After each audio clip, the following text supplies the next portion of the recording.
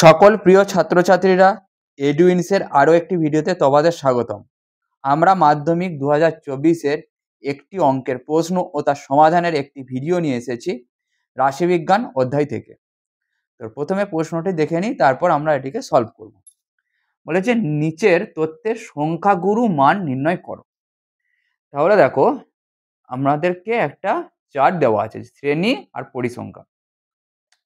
0 থেকে 5 পরিসংখ্যা 5 থেকে 10 পরিসংখ্যা 6, 10 থেকে 15 পরিসংখ্যা 10, 15 থেকে 20 পরিসংখ্যা 16, 20 থেকে 25 পরিসংখ্যা 22, 25 থেকে 30 পরিসংখ্যা 11, 30 to 35 পরিসংখ্যা 8, 35 to 40 পরিসংখ্যা 3।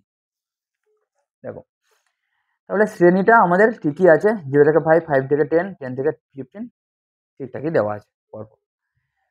দেখো, এবারে ফার্স্ট আমাদেরকে কি করতে হবে, এই রকম শ্রেণীর সংখ্যাগুরু মান বার করার জন্য এল প্লাস ফর্মুলাটার জন্য আমাদের কি কি চাই সেগুলো আমাদেরকে বার করে নিতে হবে। তার আগে সংখ্যাগুরু শ্রেণীটা নির্ণয় করে নিতে হবে। সংখ্যাগুরু শ্রেণী কোনটা? যে শ্রেণীর পরিসংখ্যা সব থেকে বেশি সেটাই হচ্ছে আমাদের সংখ্যাগুরু শ্রেণী। তাহলে আমাদের এখানে সব থেকে পরিসংখ্যা বেশি কোনটা বলতো? 22।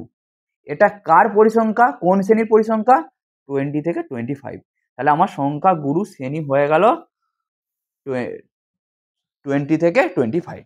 তাহলে সংখ্যাগুরু শ্রেণীর পরিসংখ্যাকে F1 দ্বারা, তার আগের শ্রেণীর পরিসংখ্যাকে F0 দ্বারা এবং তার পরের শ্রেণীর পরিসংখ্যাকে F2 দ্বারা প্রকাশ করা হলো। তাহলে F1 কত হলো? 22, F0 মানে আগেরটা 16, F2 মানে পরেরটা 11 হয়ে গেল।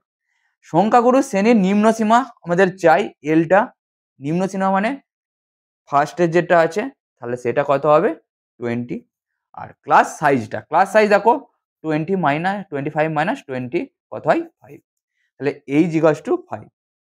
এরপর আমাদের ফর্মুলাতে এটাতে বসাতে হবে L plus F1 minus F0 by 2F1 minus F0 minus F2 ওপরে মাল্টিপল H।